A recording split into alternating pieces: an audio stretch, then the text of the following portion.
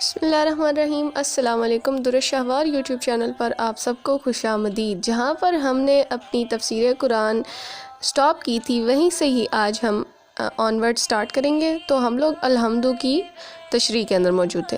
کمال کہیں بھی ہو، جمال کسی روپ میں ہو، اسی کی کرشمہ سازی ہے۔ یہاں پر حضور ضیاء الامت نے کیا کہا ہے کہ کمال کہیں بھی ہو، جمال کسی بھی روپ میں ہو، اسی کی کرشمہ سازی ہے۔ یعنی اس دنیا میں کوئی بھی خوبصورتی آپ دیکھتے ہیں، کوئی بھی اچھی چیز آپ دیکھتے ہیں، کسی قسم کا بھی آپ کو کوئی چیز پسند آتی ہے یا کمال ہوتا ہے، تو وہ کس کی کرشمہ سازی ہوتی ہے، وہ کس کی قدرت سے ہے؟ وہ اللہ تعالیٰ کی قدرت سے ہے، اسی کی با اختیار تدبیر کا اعجاز ہے۔ تو ستائش و تعریف کسی کی بھی کی جائے، حقیقت میں اسی ذات بے ہمتا کی ہے جس کی قدرت و اختیار سے اس عالم رنگ و بو کی ساری رنگینیاں اور رعنائیاں روح پذیر ہیں۔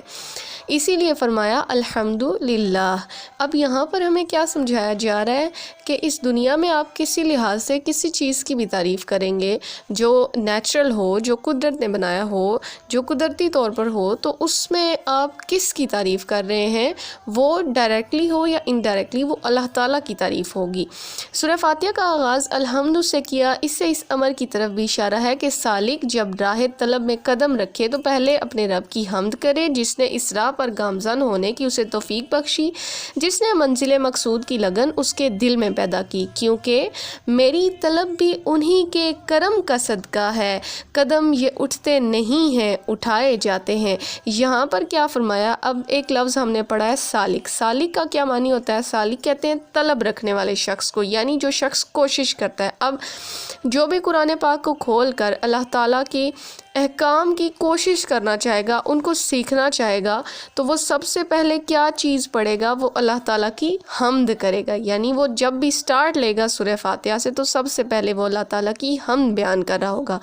نیز اس صورت میں دعا بھی ہے، اور دعا کے آداب سے یہ بھی ہے کہ مولائے کریم جس کے سامنے وہ دامن طلب پھیلا رہا ہے، اس کی بخشش بے انداز اور اس کی عنایت جہاں پرور کا اعتراف بھی کرے۔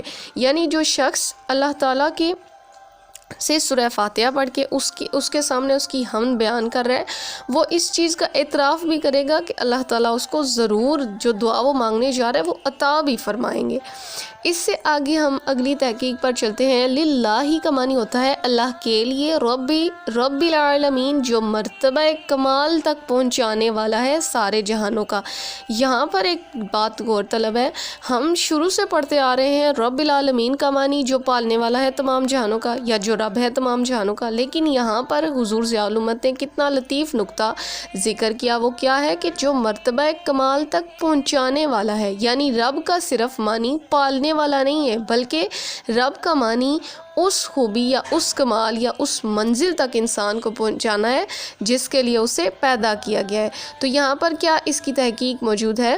رب مصدر ہے۔ مصدر کس لفظ کو کہتے ہیں؟ جو سب سے سٹارٹنگ ورڈ ہوتا ہے جس کے بعد باقی ورڈز بنائے جاتے ہیں، اور اس کا معنی کیا ہے؟ تربیت۔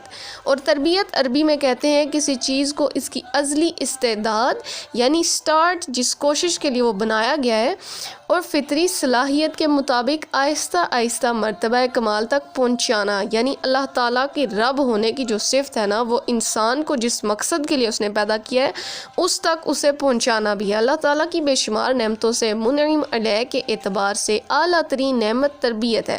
یعنی اللہ تعالیٰ نے جتنی بھی نعمتیں انسانوں کو عطا کرنی ہیں اس میں سب سے بڑی نعمت کیا ہے جو اللہ تعالیٰ اس دنیا میں مسلمانوں کو یا انسانوں کو عطا کرتے ہیں؟ وہ ہے تربیت، یعنی بچپن سے لے کر اس کے آخرت تک اس کو بنانا، اس کو میچورٹی دینا۔ اس لیے حمد کے فوراً بعد اس کا ذکر فرما کر حامد کو یاد دلایا کہ جس کی تو حمد کر رہا ہے وہی ہر حمد کے لائق ہے۔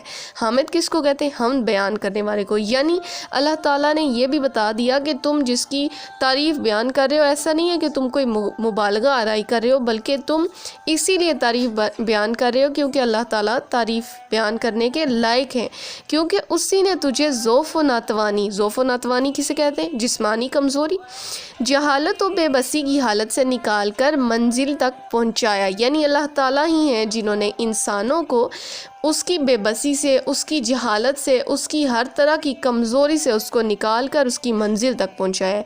رب العالمین تک تو ہوگی ہماری ربی تک تو ہماری تشریح مکمل ہو چکی ہے. اس سے آگے تشریح دیکھنے کے لیے آپ میرے چینل کو سبسکرائب کیجئے، لائک کیجئے اینڈ فالو